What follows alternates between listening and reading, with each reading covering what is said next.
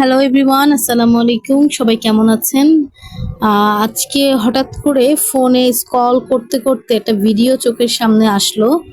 একটা বাচ্চা কেরালার দিকে মেবি, ওদের কথায় যা বোঝা গেল, সেই বেলকনির সাইড দিয়ে পড়ে গেছে। অনেকের খোলা যে বেলকনিগুলি থাকে, সেই সাইডটা দিয়ে সেও মেবি স্ক্রল করতে করতে পড়ে গেল।